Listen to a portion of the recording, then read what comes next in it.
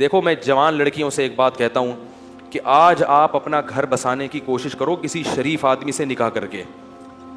حرام مزے اڑانے کی کوشش میں مت لگو, کیونکہ پھر بڑھاپا بہت ستائے گا تمہیں. مرد تمہیں اس وقت تک, یہ جو دوست ہے نا فرینڈس, یہ ایزی لوڈ اور یہ سب جب تک کرائیں گے جب تک آپ میں جوانی ہے. جہاں ذرا سا یہ عمر کی زیادتی کی وجہ سے حسن خراب ہونا شروع ہوا, جیسے ٹیشو پیپر ہوتا ہے نا, استعمال سے پہلے بڑا اچھا ہوتا ہے, استعمال کے بعد کچرے میں پھینک دیا جاتا ہے, ایسے پھینک دی جاؤ گی کچرے میں. بہت ہو رہا ہے یہ, اور یہ زیادہ تر ہوتا ہے ان جو ماڈلنگ سے تعلق رکھنے والی خواتین ہیں نا, ان کے ساتھ تو بہت ہو رہا ہے.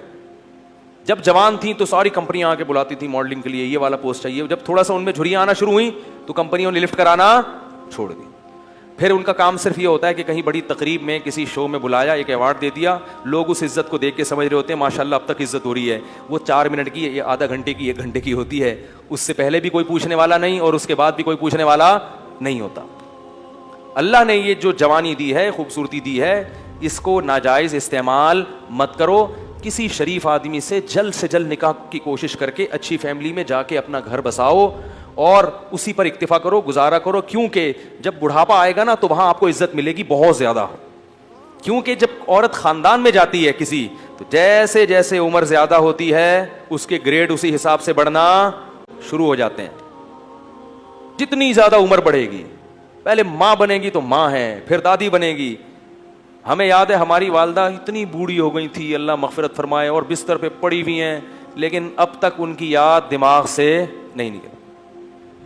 کچھ بھی نہیں کرتی تھی بیچاری, لیٹی رہتی تھی, لیکن وہ بھی ایک اچھا لگتا تھا اور دل چاہتا ہے کہ کاش دنیا سے نہ جاتی.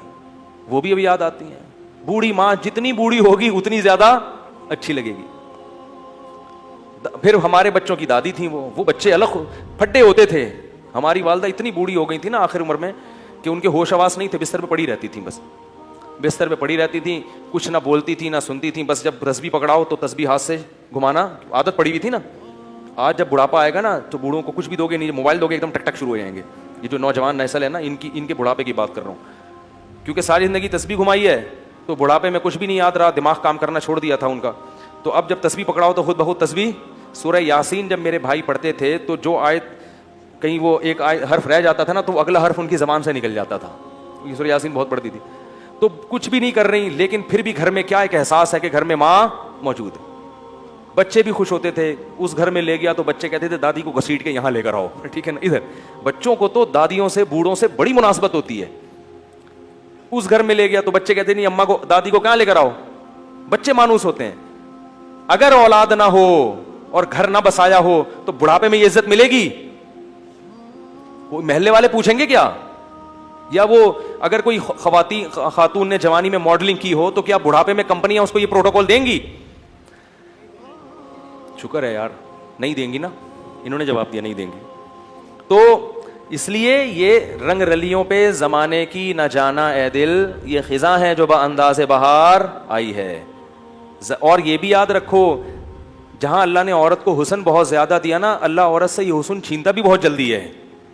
مرد بہت دیر سے بڈھے ہوتے ہیں, عورتیں بہت جلدی بوڑھی ہو جاتی ہیں. مرد تو 40 سال میں تو پتہ چلتا ہے کہ آدمی بنا ہے. یہ تو مشاہدہ, ایک میڈیکل سائنس کی ایک حقیقت ہے اور مشاہدہ بھی ہے. 40 سال میں جب آدمی قدم رکھتا ہے نا تو قرآن کہتا ہے حتی اذا بلغ اشدہ, یہاں تک کہ اپنی بھرپور طاقت کو پہنچتا ہے. تو 40 سال میں تو مرد آدمی بنتا ہے اور زور پیدا ہوتا ہے اس کی آواز میں, اس کی چال میں. بہت ٹائم سے جا کے بوڑھا ہوتا ہے. اور لڑکیاں جلدی ان پہ بڑھاپا آتا ہے, ان کا حسن و جمال بہت جلدی ختم ہوتا ہے. یہ قدرت کا ایک اصول ہے, اس کو آپ چینج نہیں کر سکتے. تو اب اس میں تو عورت کو اور زیادہ خیال کرنا ہے کہ بھائی جلدی اپنے آپ کو ٹھکانے لگاؤ, جلدی اپنے آپ کو کسی گھر کا فرد بناؤ, کسی خاندان کا فرد بناؤ. نہیں جی ابھی ہم نے جاب کرنی ہے, ایکچولی میں نے ایجوکیشن یہاں تک حاصل کرنی ہے, میں پی ایچ ڈی کروں گی, پھر میں ڈاکٹر بنوں گی, پھر میں یہ کروں گی. یہ خواتین کے فون آتے ہیں نا, میں ان کو سمجھاتا ہوں شادی کرو بھائی. نہیں میں یہ کروں گی, تو ٹھیک ہے کر لو. جب وہ پی ایچ ڈی کر لیا انہوں نے, میں پی ایچ ڈی سے منع نہیں کرتا, یہ شادی کے بعد بھی ہو سکتی ہے. میں ڈاکٹر بننے سے منع, اور خدا کا واسطہ جب نکاح کر کے لایا کرو تو اپنی بہوؤں کو کسی تعلیم سے روکنے کی کوشش بولو بھائی مت کیا کرو, پڑھاؤ, اچھا ہے تمہارا فائدہ ہوگا. لیکن نہیں جی ابھی ایکچولی یہ, پھر ایکچولی کر آ کے ڈاکٹر بن گئی.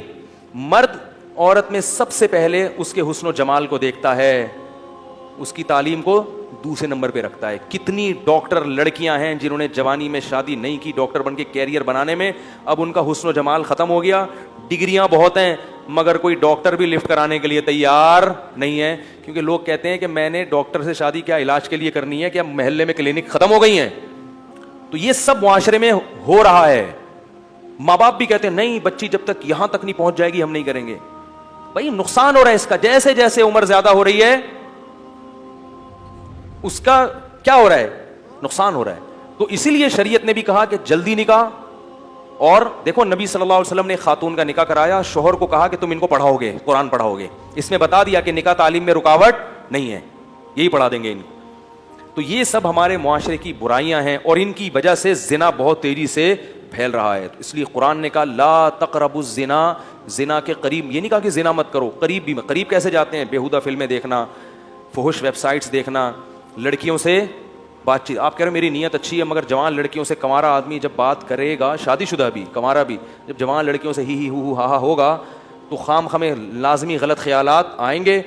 وہ گناہ آپ سے ہوگا جو آپ نے کبھی اس کا تصور بھی نہیں کیا ہوگا. آپ یہ سوچ بھی نہیں سکتے ہوگے کہ مجھ سے کبھی زنا بھی ہوگا, لیکن بالآخر شیطان آپ سے وہ جرم بھی کروائے گا, اور یہ کہہ کے کروائے گا کہ توبہ کر لینا بعد میں, اور پھر بار بار یہی کہہ کے کرواتا رہے گا. اور پھر بڑھاپے میں بھی یہ زنا, بڑھاپے میں زنا کی طاقت ختم ہو جاتی ہے, زنا کی خواہش اور جذبہ ختم نہیں ہوتا.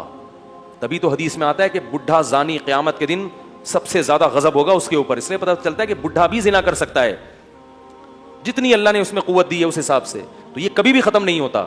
اس لیے اپنے آپ کو ان برائیوں سے دور رکھو. اچھا یہ بھی یاد رکھو جو خواتین لڑکیاں خام خام فری ہو جاتی ہیں ان سے یہ نہ سمجھا کرو کہ میں آپ پہ وہ لٹو ہیں. یہ بھی مرد کو نا خام خام اپنے بارے میں وہم ہوتا ہے. کوئی بھی ہاں ہاں کر کے بات کر کے یار لگتا ہے میرے لیے انتظام ہو گیا.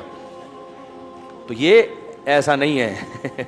زیادہ خوش فہمی میں مبتلا ہونے کی ضرورت نہیں ہے. بعض لڑکیوں کی عادت, خواتین کی عادت ہوتی ہے ہر ایک سے اسی طرح بات کرتی ہوں. آدمی سمجھ رہا ہوتا ہے یار آج تو میرے تو وہی قسمت کا ستارہ روشن ہو گیا. پھر جب آپ دوستیاں لگانے کی کوشش کرو گے اور خیالات لے کے ڈپریشن کے مریض بنو گے, وہ آپ کو ٹھینگا دکھا کے نکل لے گی. پھر فون کرے گا مفتی صاحب ڈپریشن کا مریض بن گیا ہوں, خودکشی. تو اپنے آپ کو روک کے رکھو ان چیز سے. کیا خیال ہے بھائی؟ صاف ستھرا دماغ رکھو. اور سب سے بڑی بات یہ جو اللہ نے کہا ہے وہ کر لو بھائی, جو اللہ بار بار کہہ رہے ہیں. تو لا تقربوا الزنا, زنا کے قریب. اور انٹرنیٹ کا ایک اصول آپ کو بتا دوں, آخری بات کر کے بیان ختم کرتا ہوں, چاہے مرد ہو یا عورت. انٹرنیٹ جب آپ نے گھر میں استعمال کرنا ہے تو کمرے میں تنہا کنڈی لگا کے نہ بیٹھیں. کتنے ہی نیک ہوں شیطان برائی کی طرف لے کر جائے گا. استعمال تو آج کل سبھی کو کرنا پڑتا ہے, ضرورت ہے. تو انٹرنیٹ ایسی جگہ پہ کمپیوٹر رکھا جائے جہاں سب کا آنا جانا, یہ گھر کے سربراہ کی ذمہ داری ہے. بھائی کمپیوٹر یہاں لاؤنج میں ہوگا, سب آ جا سکتے ہیں, جس نے کام کرنا ادھر سامنے بیٹھ کے کرے, ٹھیک ہے نا. اور روم میں اگر ہے تو اس میں کنڈی لگانے کی اجازت بولو بھائی نہیں, دروازہ کھلا رہے گا. تو اپنے اوپر اعتماد نہ کرے انسان. اور ویسے بھی جب کبھی بیٹھو تو گھر کے کسی فرد کو ساتھ بیٹھا لو, اکیلے کیوں بیٹھتے ہو؟